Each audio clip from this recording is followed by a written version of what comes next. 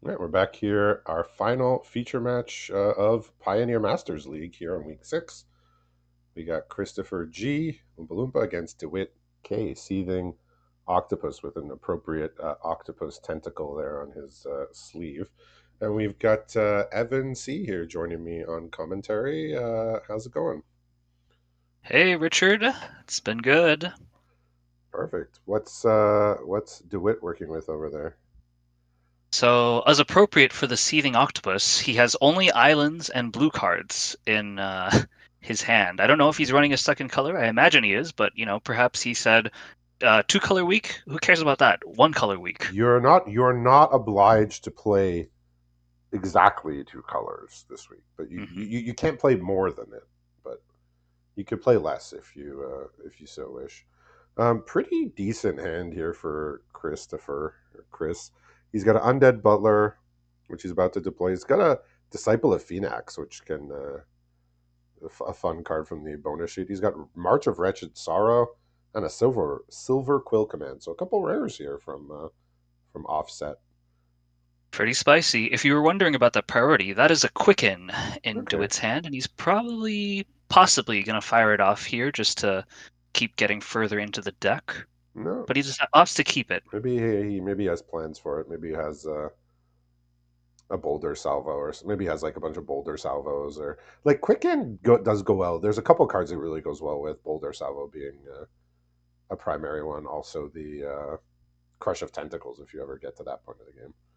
Yeah, and in fact, the card that, of course, he has that is the reason why he kept it is he has quick illusory angel in hand. That's another one. So Yeah, his next turn is possibly going to be quicken an illusory angel.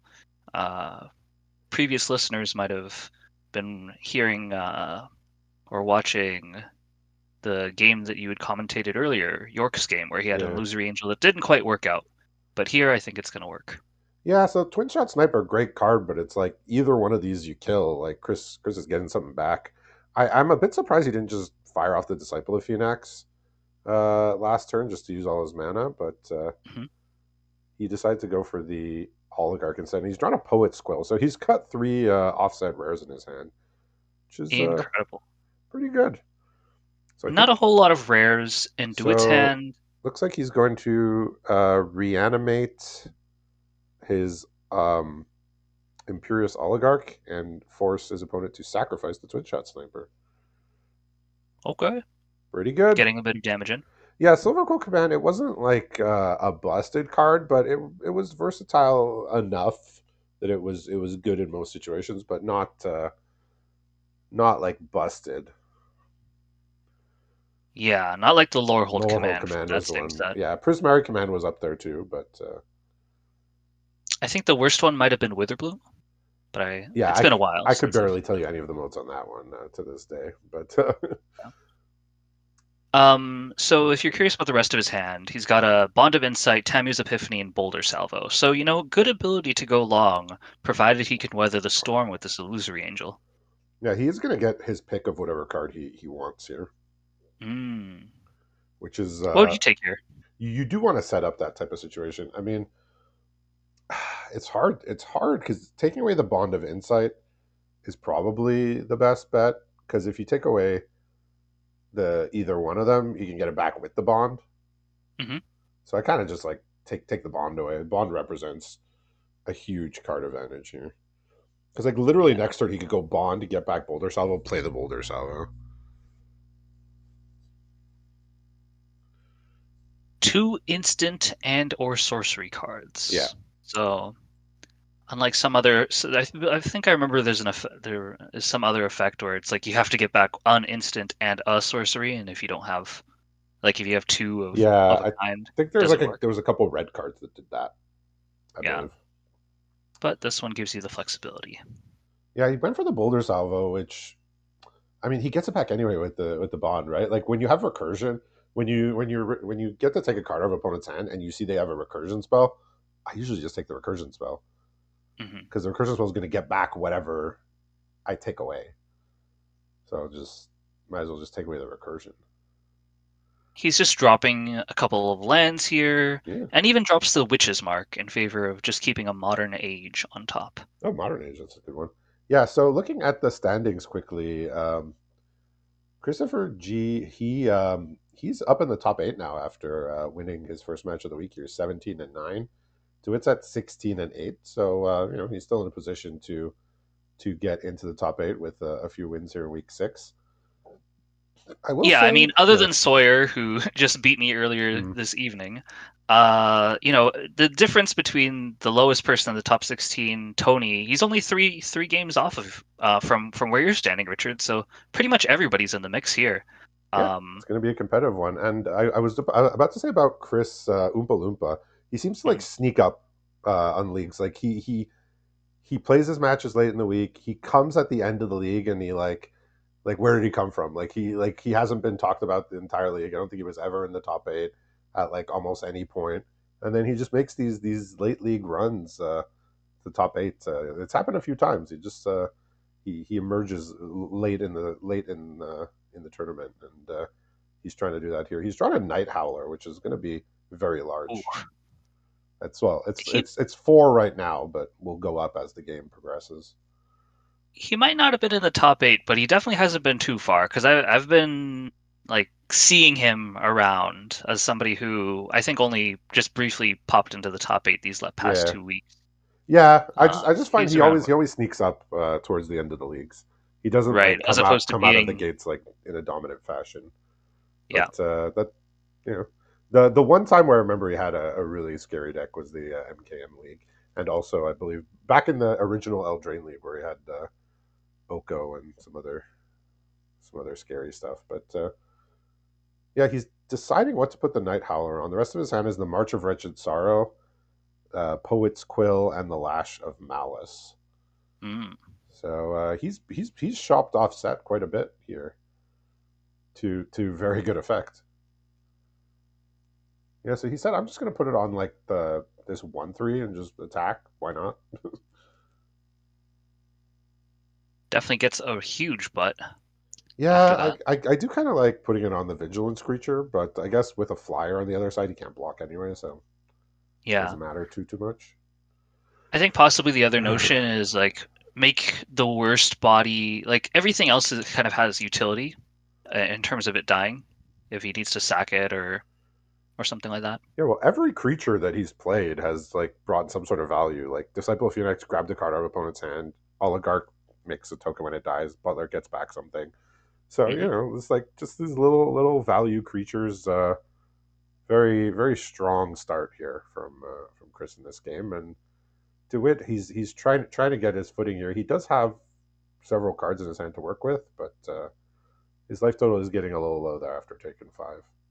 Yeah, he kind of needs to find an answer. What his draws have been recently have been experimental synthesizer. He's got another land in hand and the teach for example and a burning prophet as well. Yeah, He kind of like he's choosing which to discard, and you know, part of the question is, does he will he have the time to realize the teach, for example, bond of insight to get all of that stuff back? Because he kind of does need an answer for yeah, he's the under for the siege, and I Phoenix. don't know how many answers he has to like this specific type of threat, like a creature with a Night Howler equipped to it. Hmm. Like blue has bounce spells. He doesn't really want to bounce any of these creatures. Like this is how you counter like blue bounce stuff, right? You just play creatures that your opponent does not really want to bounce that much, Hmm.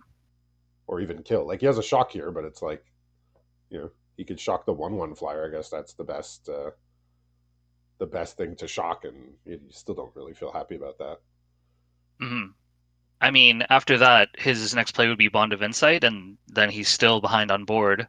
He can't really attack, but he also can't block the 5/7. So, very tough situation. Yeah, Night Howler, very very strong card there. It kind of like it kind of just like it looks like it's just stats, but like just stats twice is really good, right? Like it's you get the stats twice. You get to bestow it, and then you still have it left over. Yeah, and I mean, if sometimes you just cast it and it does, you're just kind of putting it there in advance, even if it just provides 0/0, because you know you're gonna mill, and even if they kill that thing immediately, because you now have a creature in the yard, it'll at least be a 1/1, right? Yeah, so he's Bond of Insighting here. I guess he's trying, maybe was hoping to find something among the four cards milled to help him out here. But yeah, it's going to be tough here to deal with the 6/8, and then especially he has a March of Wretched Sorrow to kill something. Poet's Quill gives lifelink and basically fetches you a lesson. Hmm. Yeah, strong start here.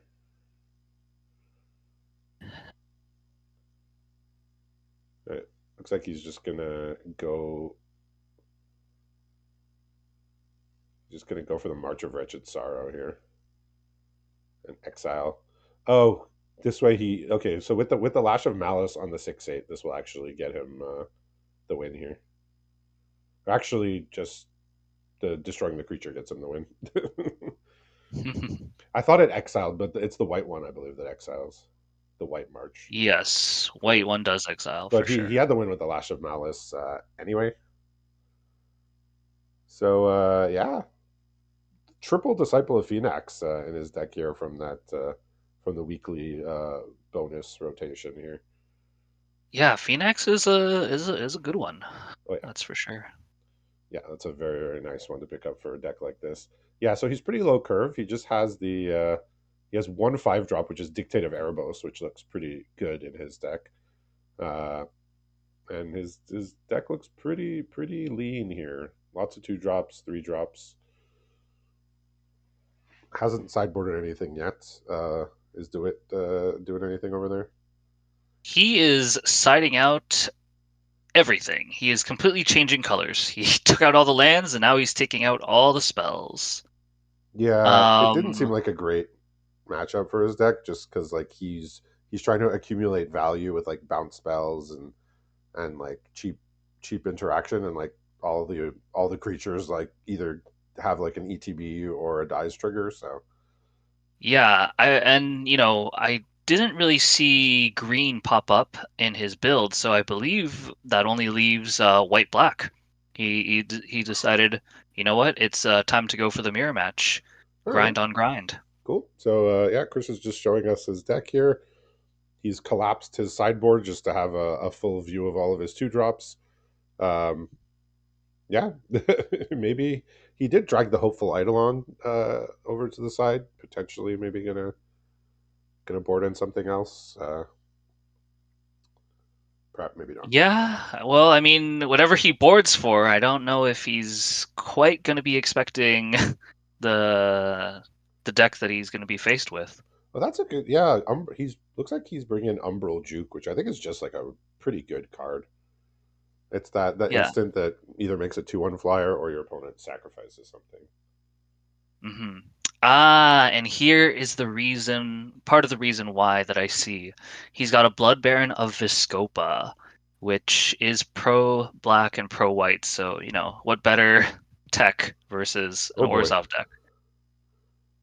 if he actually lands that, that is. Do you think there's possibility he's boarding just for that? But no, there's got to be other Yeah. stuff too. But yeah, that's a terrifying outcome. But it will die to an Umbral Juke if it's the only thing in play. Yeah. Does Pretty is nasty. there possibilities of like block with an artifact, stack the artifact to prevent life gain I didn't over at really Christopher's see deck? artifacts there, but he does have Dictate of Erebos also that can cause it to die. Ah, yes, yes.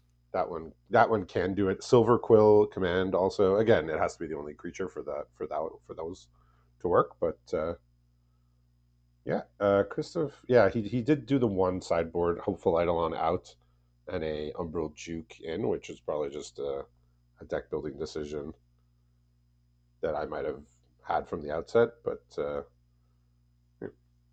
he's Yeah. waiting on his opponent here, who is changing his deck up. So we'll see. Yeah, because I don't think Dewitt like had a bad hand, but he was just a step behind or 2 steps behind almost the entire game. Hmm. I don't think And as by you any said, it seems like the necessarily game fault of his plan own, but didn't really line up very well. Try to bounce it back, everything has an ETB or something like that. Yeah, because he had he had his kill spells, but it's like there was nothing to kill. Like he killed off the Imperious Oligarch, and it's like that doesn't ever feel good to use a spell on that. But you got to do what you got to do, and he is ready to roll with his presumably Orzov deck now. So we got Yep. a Orzov mirror on our hands, unbeknownst to one of our players. Interesting hand. He's keeping it because it's force, 4 lands and 3 spells, but it is not very proactive. Kind of like my hand earlier today Mm. that I tried to keep. Oh, the double wild slash and stasis snare and lands. Yeah, just like I have the right mix. I kind of just gotta hope I find something here Look, because I don't want to you mull. if you're going to be the first to pilot a Boros control deck, good on you. Yeah, so a pretty nice hand here for Chris. He has an Undead Butler, a Hero Viroas, a Kabira Takedown, and some lands. So Mm. he's got stuff to do. He's Ooh. now noticed the his opponent is not playing the same colors as before. The hand earlier was looking a little bit sketchy, but he, with that read the bones, he was able to find a Day of Judgment. So he might be trying to play this a little bit slower. I mean, in fact, he has to play it a little bit slower because everything else is just interaction too. Day of Silk Judgment. Wrap and What a is Sajiri this? Shelter. What is this? Foundations? Oh, it was in the it's in the Mystical Archive. I Correct. was thinking, Yep. how does a Day of Judgment make it into this league? But yeah, And actually, here he's actually, just most shown, of the times I wonder how a card made it into this league. It's from Mystical Archive. yeah, he's drawn even more interaction. Lash of Malice. So no creatures at all, just purely uh, removals and wraths, I and one mean, protection spell that he can't protect anything with. there's no really other threats that Chris has right now. He has 3 lands, Kabira Takedown, and Undead Butler. So once he gets rid of the couple creatures on board, he'll have time because the Kabira Takedown doesn't do anything unless there's creatures in play. So he's a little slow out of the starting gates, but he's not getting punished too much here. Hmm. And there's a March of Wretched Sorrow off the top for a as a removal here for something. I think in this spot I might have silk wrapped as well. Just take care of the threats, trade Yeah, pretty evenly on mana, not take more damage in the yeah. meanwhile. Are you looking for a better target? Like, there's not going to be insanely better targets. I think perhaps the notion is less about the targets and more that, okay, we're gonna have the board build up here. And then, why waste the removal here when it's just gonna be Day of Judgmented away? Okay, so he's going to deploy the Silk Wrap. I'm thinking on the Butler, yeah. So he's just trying to deny the value here. Makes sense. Hmm. He says, I have a board wipe. Oh, Keating Apparition comes off the top here, which is that one is pretty almost immune to removal, right? Because he can just get his Butler back. Yep. So if removal gets pointed at that, it's going to be bad news here. Yeah, so you play a removal-proof creature, more or less, which again just has to be so frustrating for DeWitt. Like, And it's just more lands here. yeah, It's his playables haven't changed. Simply Day of Judgment, Rise of Exodus, Sujiri Shelter. this is so he's going to do this to get back something with the Butler. So Yes. nothing, no like crazy targets in there, but there's some okay stuff. Yeah. Yeah, nothing bomb worthy here. I assume it's going to be either the hero or maybe Heliod's Pilgrim if he has an aura he wants to go get. But he did mill the Twisted Embrace that you could get with the Heliod's Pilgrim, which is a pretty good find. Are there ways to target hero in hand right now? He could play removal spells on it. Mm, mm. He could target it with Kabira Takedown. That's for sure. Or March of Wretched Sorrow. You know, Aha, if finally a creature. if it was lethal, you would do it. Okay, Yep. so I think he's going to get the bad news here. He's going to have the choice of plains or swamp here. Hmm.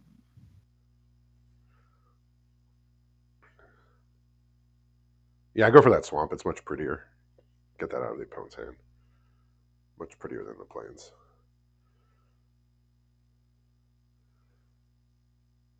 Yes. So does he still have removal in hand? He's got a Rise of Exodus, which I Okay. imagine he's not really going to be wanting to point at the hero for now, and then he's got a Sajiri Shelter as well. I mean, yeah, he's gonna attack here, and I figure opponent's gonna block. Because he's just gonna do Kabira takedown on his hero. So I did say this was a thing he could do, and here we are. Yep. So his hero's going to take 1 damage, but he's going to have 3 toughness, so it'll survive this scuffle. Yeah, first time I've seen Kabir take down targeting the a creature that the caster controls, but here we are. That's what we come to the future matches for. Yeah. The old 2 mana deal damage to your creature, put a +1/+1 counter on it. Classic limited staple. When it works, it works. You just play the cards as you find them. And that's how he found them. All right, so let's see if he what kind of lesson he can go look up here. Like 6 mana exile a creature ain't very good, but if you can get something impactful, yeah, I mean, Introduction to Annihilation is it's a nice one to have. Like it makes you feel safe. Ah, the Basilicus creature, my old friend. Hmm. Not something that particularly feels worth annihilating. These do so much work when they come on turn 2. Uh, oh, well, we got a Night Howler coming off the top here, so Oof. DeWitt. That's going to be quite a bit of damage. Yes, yeah. So this is going to be unfortunately attacking as a 5/6, but the introduction to Annihilation can exile the Night Howler itself. Uh, Yeah. but he is going to have And to that's what take it's some going to have pain to here. do. Yeah, I wouldn't want to block either. Yeah. So I mean, obviously it's open faced that the introduction to Annihilation is going to be cast, but it's worth it. He gets in 4 damage, an extra damage from the bestow, and he gets a card to draw. So overall, pretty good. And a Black Bloom Rogue is it's a threat. I mean, opponent's at 7. It has menace. Yeah. Hopefully DeWitt's not going to need to use his Sajiri Shelter because he did extort and he actually has 3 other lands in hand. So last turn he could have made his land drop and had the shelter up right now. Okay. Yeah, I've been playing with multiple Basilicus creatures basically since day one, and I've been told by people who watch some of my games that I was extorting a little too much when I should have been casting more spells, but it feels so good. It does. And it builds up, you know. Yeah, I mean, he's dealt 7 damage with it so far. it adds Is up. that probably right? Yeah, so he's going to play the Black Bloom Rogue. He was thinking about firing off the March here just to get more damage in, but I don't think he cares that much about the Basilicus creature at this time. Hmm. Gonna play his draw for the turn, Sunblade Samurai. Most It's likely just a going to 4/4 extort as well. vigilance, right? Yeah, Yeah. yeah. So You they're, can channel you it to know, get a planes. it's probably going to be looking like a attempted double block on the Black Bloom Rogue. But Yeah, things and are not looking good here for DeWitt. I mean he does he. You said he still has the Sajiri though, right? He still does have the Sajiri. Yeah, so I'm March just of saying, you know, Wretched Sorrow will be blanked potentially. yeah. What else does Oompa have in hand? Because, He's drawn a combat professor, and he has mm, 2 planes. mhm. So if he can get this March of Wretched Sorrow with a Sajiri shelter, it's looking pretty okay. But he's just gonna play the combat professor instead, Yeah, and I mean, it will make the Black Bloom Rogue just trade with both, right? If he decides to go that way. yeah, I mean that's what he imagines. Oh, looks like he's just gonna put on the Basilicus creature. Okay, You say I want to blow out a double block with my march, and I can't do that right now, but I will be Hmm. able to next turn. So you just said, Slow and steady wins the race. I mean, opponent's at 6, might as well get him to 4 here. So these Basilicus creatures are basically trading off pings, more or Hmm. less.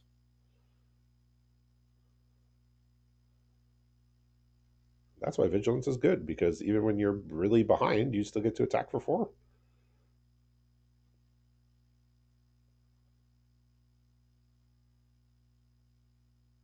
I think he's just gonna try and ride this bat potentially to victory. And this is a lethal attack with a March of Wretched Sorrow to extort with extort in hand. Yeah. And I mean, DeWitt has to, play as if opponent does can extort at least once, possibly at instant speed. I think you have to assume that that's a possibility. Gonna go for the double block and chump. Yeah, I mean, I'm not even sure you need to use the March of Wretched Sorrow. I mean, I still don't even think you need to use it because this doesn't actually win combat. It just makes him survive. Yeah, but now he can fire it off on the the samurai. I think you are right though, because the Steward of Solidarity is just gonna make tokens or attack on the ground, right? Um, Yeah, Wretched Sorrow could have potentially, like, let's say he yeah, he might brings like. out a big flyer, Yeah, right? yeah, you might find some big flyer though. There's not probably that many to be had, but no big flyer off the top or removal. So Oompa Loompa continues his climb up the standings here in week 6. Congratulations to him on the victory, and we'll see everybody next league.